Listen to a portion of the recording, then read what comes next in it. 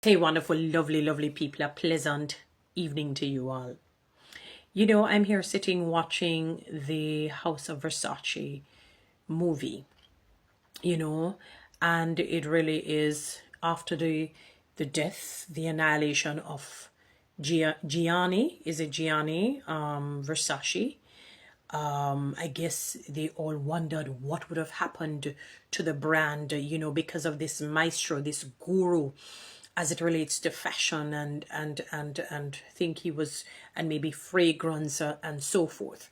But it was predominantly about the fashion industry, because I remember in the early 2000, I think, this brand, when it took, I mean, it really shot up. It is and was one of the top brands. I mean, when you just the name was just phenomenal. It was superlative. It was just grandiose and magnolious. When you think of it, it feels like you're just touching on a little bit of heaven in a sense.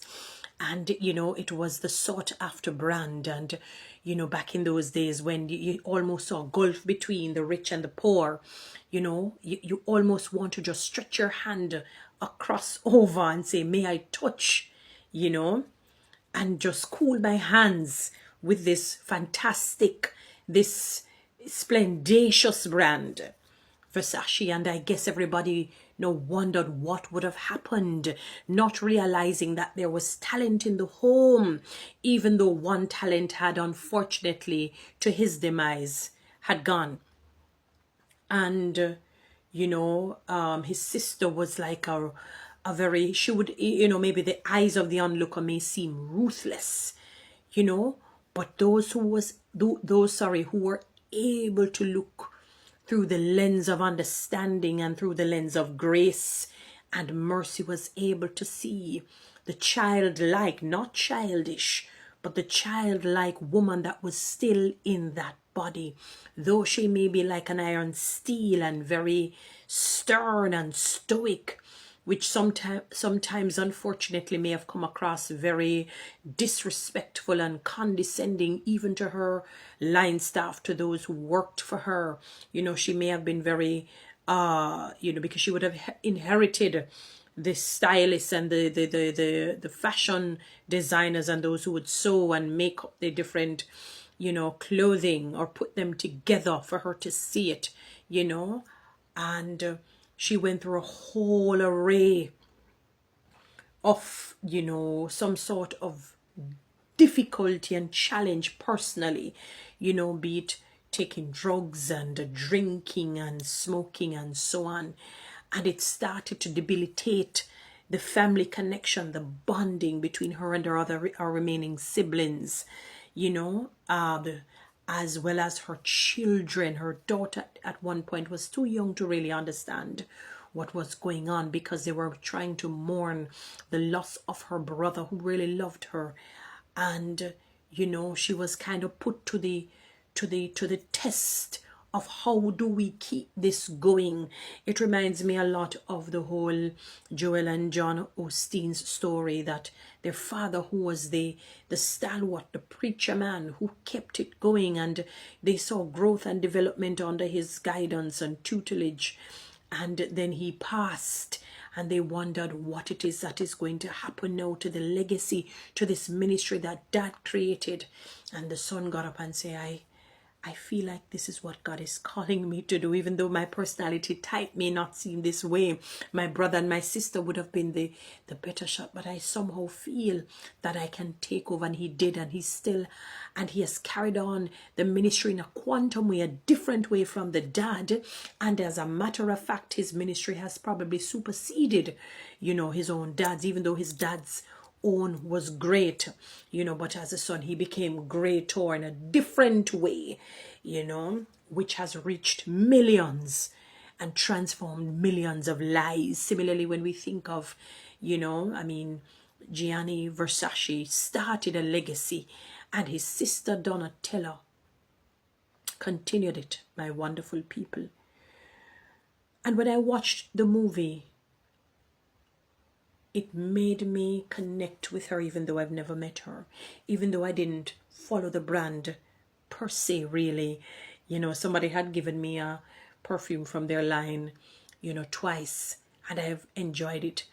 And when I watched the movie, I can understand why the fragrance lingered in a beautiful and in a marvelous way, because it represents the sincerity and the authenticity of the family, but in particular Donatella.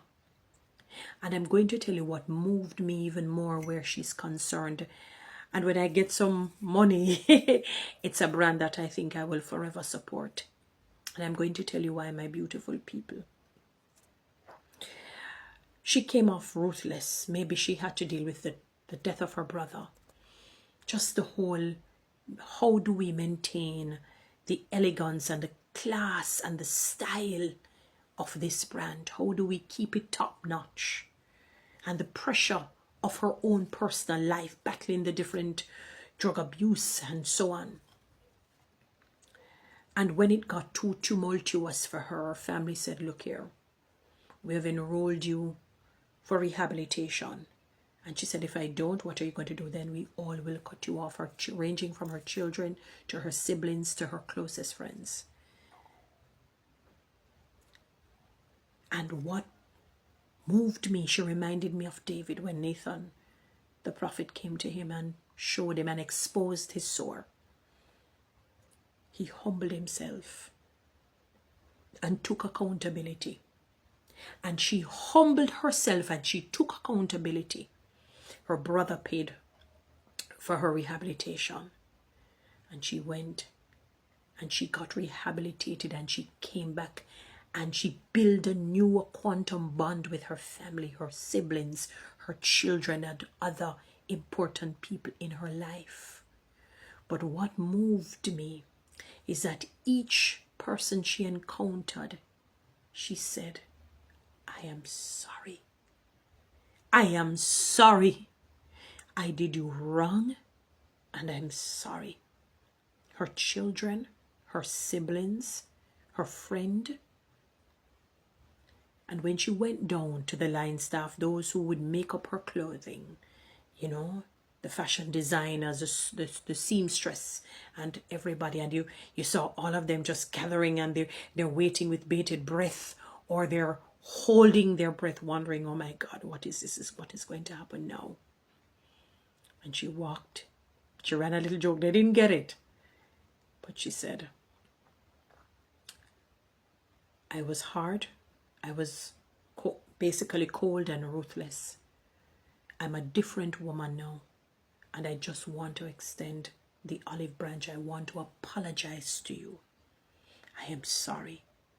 And I promise you, I will not treat you with disdain or disrespect anymore. And I remember the head seamstress lady said, and no more shouting and no more talking down to us and, you know, basically being condescending. She said, no more.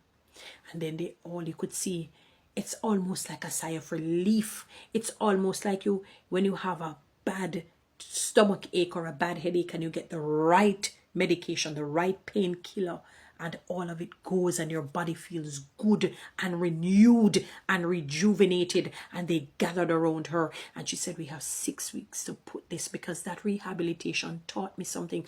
I spoke with the women and they told me all of what she came down to earth during her rehabilitation. That's a good woman. That's a great woman. And if she has not met Jesus Christ, I pray that she will before she leaves this earth and surrenders her heart, her mind, and her soul completely to him and serve him in spirit and in truth. She doesn't need to give up her fashion designing ways, because we serve a fashion designing God who created fashion, who instituted fashion.